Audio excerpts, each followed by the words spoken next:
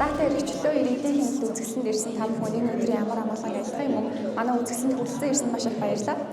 За намайг Уянгаа гэдэг би бол залуусын давалгаа клубын зохицуулагчаар яг энэ жилээс эхлээд ажиллаж эхэлж байгаа. За манай клубын хувьд гэх юм бол анх Болгоц залуусын ил өрөөмөс байгууллагын дэргэд 2018 онд ерөнхийдөө байгуулагдсан. Тэгээд яг 15-аас 22 насны гишүүдтэйгээр ерөнхийдөө гэр хороолд амьдарч байгаа хүүхэд залуусын хөгжлийн үйлчлэгээний асуудлыг илүү бодлогын түвшинд шийдвэрлэхээр зорин ажиллаж байгаа юм сайн дурын оролцооны клуб байгаа. За тэгээд жил болгон манай клуб зориулж энэ үзэсгэлэнгээс нэг булан болон нэг өдрийг ингэж гоё зориулж гаргаж өгдөг. За тэгээд энэ жил болохоор би тэгэхэд бас яг урдан жилүүдэд гаргаж ирсэн нийслэлийн хүртээмжийг оноор нь харьцуулж тавьсан юм зураглалыг гаргасан байгаа.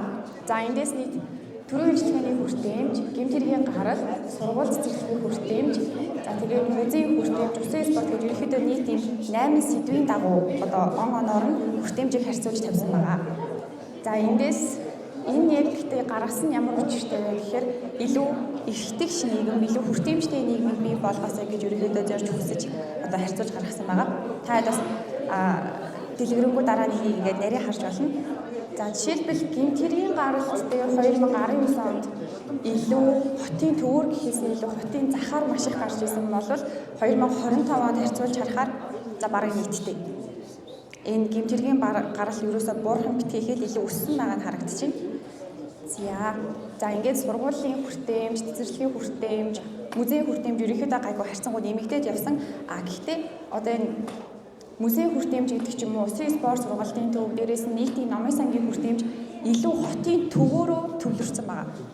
Харах юм бол за тэгээд хотын захаар ямар нэгэн хүүхэд залуучуудын цагаа зөв боловсон өнгөрүүлэх газар маш хомос, сүүлийн жилүүдэд бараг нэмэгдээгүй байгаа нь та бас энэ зураглалаас ингээд харж болно.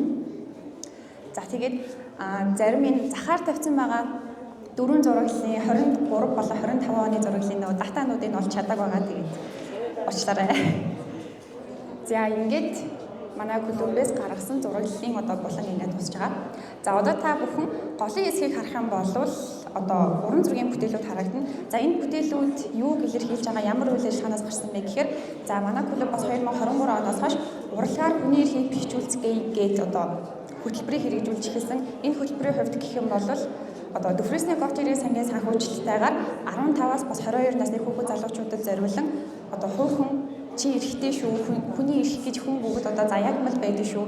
Энэ эрхээ чи ямар нэгэн байдлаар ингэж урлагаар илэрхийлж болдгийн шүү гэсэн мессежийг өгөх зорилготой хэрэгжүүлж эхэлж ирсэн. Нийт 3 удаагийн улирал дамнаад хөтөлбөр хэрэгжиж эхэлсэн байгаа.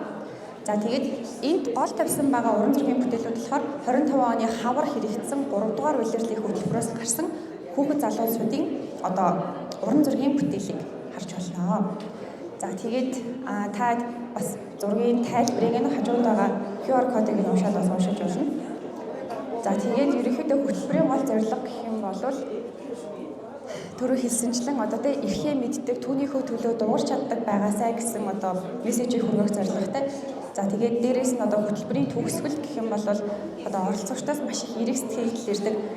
Урлаг хүний эрх хоёрыг яаж холбож болох юм бэ? Жохон сонин санагдажсэн. Гэтэл ингэж илэрхийлж болдго юм байна.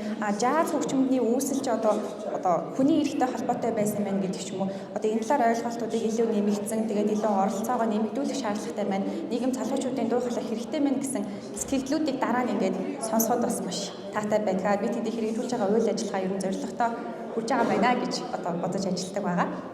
За тэгээд сүүлийн булан руу явчих юм бол энэ голд нь байгаа 3 бүтээл болохоор фотомонтаж байгаа. Би тэгэд хөтөлбөрийнхөө хүрээнд төгсгөлд нь урлагаар илэрхийлсэн бүтээл гаргадаг. За тэгээд хувцас дизайн, уран зураг, фотомонтаж, коллаж гэдэг ч юм уу яруу нэрч өгч болно тийм. Тиймэрхүү байдлаар бүтээл гаргадаг. Тэгээд голын хэсэгт уран зураг, энэ хэсэгт болохоор энэ жил гарсан фотомонтажнууд харагдаж байна. За тэгээд хажуугаар нь тойруулаад тавьсан байгаа тогтноонууд болохоор та өөрийнхөө хүссэн үзэсгэлэнтэй холбоотой зүйлээж болно. Дараа жил сайжруулаасаа гэж хүсэж байгаа эсвэл хин нэгэнд урам зориг өгсөн. Ер нь өөрийнхөө хэлхийг хүссэн бүх зүйлээ энэ тогтноон дотор бичээд үлдээж болно. Нэрээ бичсэн ч болно, бичихгүй байсан ч болно. За тэгээд манай булан бол ингээд басан. Гэтэ ерөнхийдөө залуучууд, хүүхэд залуучууд эрхээ нийгэмдээ одоо өөрийнхөө дуу хоолойг нийгэмдээ хүргэх боломжтой шүү гэдгийг одоо илүү илэрхийлэхийг зорьсон юм гэгээлэг болон байгаа.